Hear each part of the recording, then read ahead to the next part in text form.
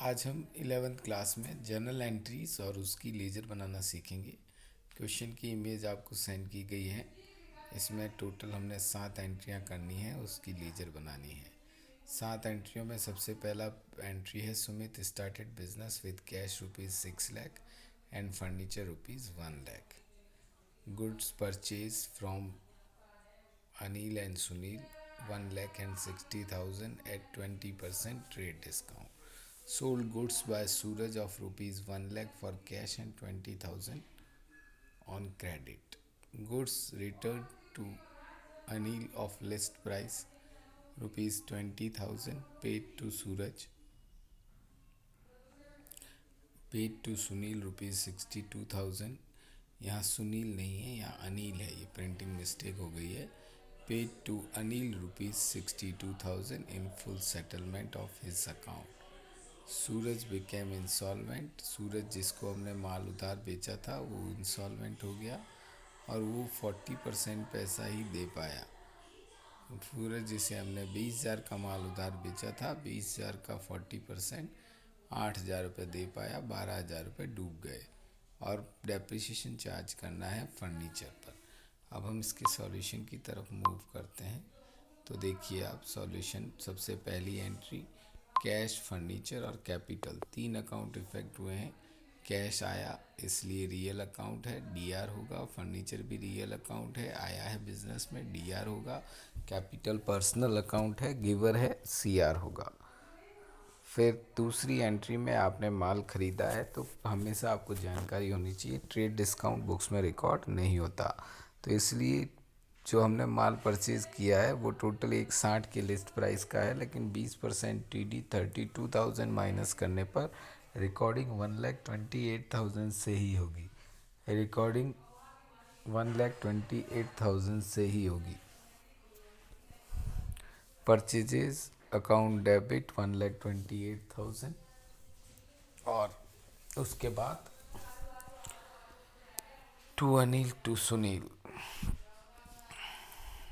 80,000 रुपये अनिल के आ गए, 1 लाख का 20% लेस किया और सुनील के भी 48,000 आ गए। फिर उसके बाद आपने सेल्स की सूरज को, टोटल 1,20,000 की, 20,000 की उधार की और 1 लाख की कैश में की। तो कैश आया इसलिए कैश अकाउंट डेबिट। सूरज रिसीवर है, 20,000 का माल उसने लिया, पैसे अभी नहीं दिए इसलिए वो भी डेबिट। सेल्स इनकम है इसलिए क्रेडिट। तो एंट्री होगी cash account debit, Suraj account debit to sales. फिर Anil to purchase return, Anil ने माल वापस लौटाया। तो यहाँ ध्यान देने की बात है, 20,000 का माल जो अनिल ने वापस लौटाया है उस माल में वापस टीडी भी लेस होगा, क्योंकि अगर हमने माल टीडी पर बेचा है तो रिटर्न आते वक्त भी वो टीडी वापस लेस होना ही चाहिए। तो वो टीडी भी अनिल के एंट्री में लेस होगा। तो वो 20 में से 20% 4,000 लेस करेंगे तो 16,000 से ही एंट्री होगी। अनिल रिसीवर है, अनिल माल वापस ले रहा है, डेबिट होगा। परचेज रिटर्न हमारे खर्चे का उल्टा है, इनकम है, क्रेडिट होगा।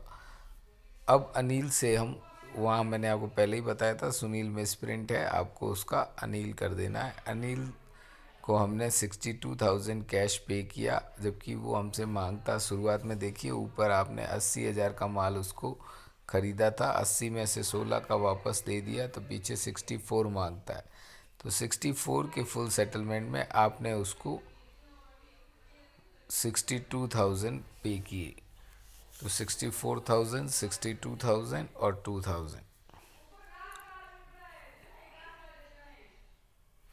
Anil receiver debit, cash going out credit और डिस्काउंट इनकम क्रेडिट। यहाँ ध्यान देने वाली बात है, डिस्काउंट हमेशा कैश और बैंक के साथ ही रहता है।